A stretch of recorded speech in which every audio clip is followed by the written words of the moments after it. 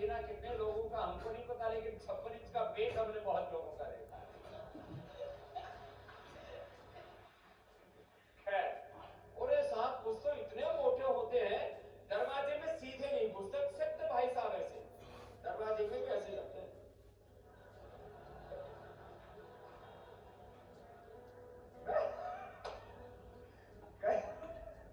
तो बहुत ऐसे इतना ऐसे फैल जाते हैं कुछ,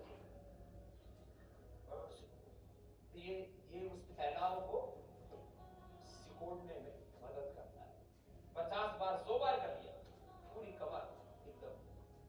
फिर दोनों हाथ पार्श्व भागो। त्रिकोणासन के बाद अब कोणासन। दाहिने हाथ से बाएं पैर को छुएंगे, बाएं हाथ सामने की ओर, ऐसे पहले धीरे धीरे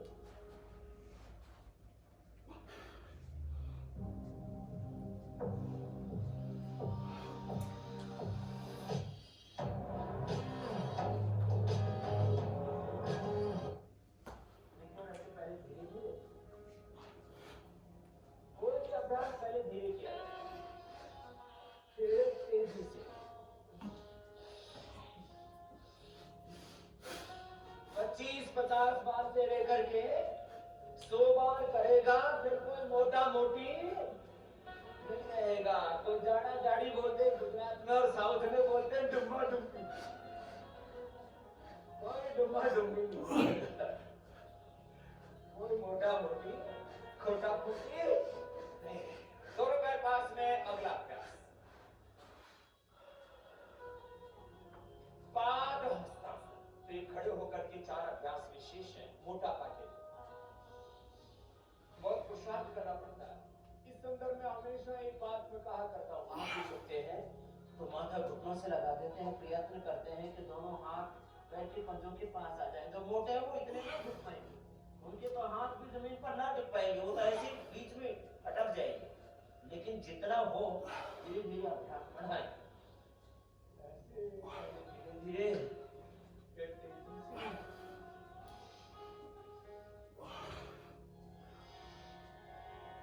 लोग की सबसे बड़ी खासियत है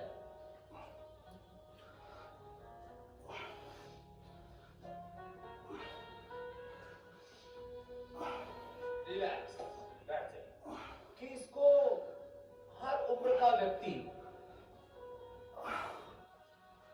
मेल फीमेल, रोगी निरोगी, गरीब अमीर, सब कर सकते हैं।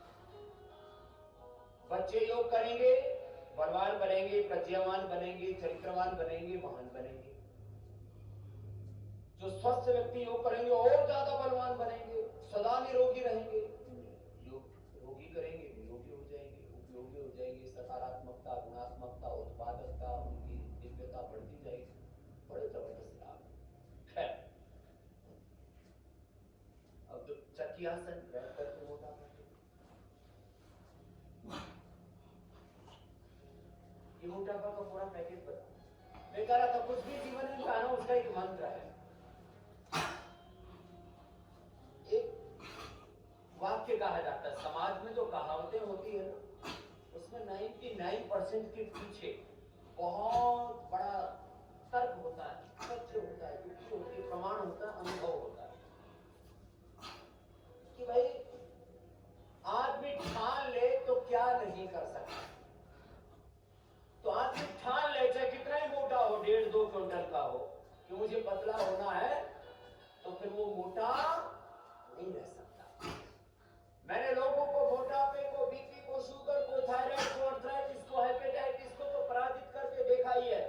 मैंने लोगों को कैंसर को और मौत को भी मात करते हुए देखा है। ये है हमारी संकल्प शक्ति का, ये संकल्प शक्ति का प्रमाण है। जिसे मैं बोलता हूं विकल्प रहित, तो इसका मतलब ये होता है कि एक बार जो संकल्प कर लिया, वो संकल्प फिर टूटे नहीं, और उसको पूरा करने के लिए, उस संकल्प को पूरा करने के लिए घनघोर तप कहो या पुरुषार्थ को वो करना। दोनों हाथ पार्श्व भागों में, चक्रियासन के बाद में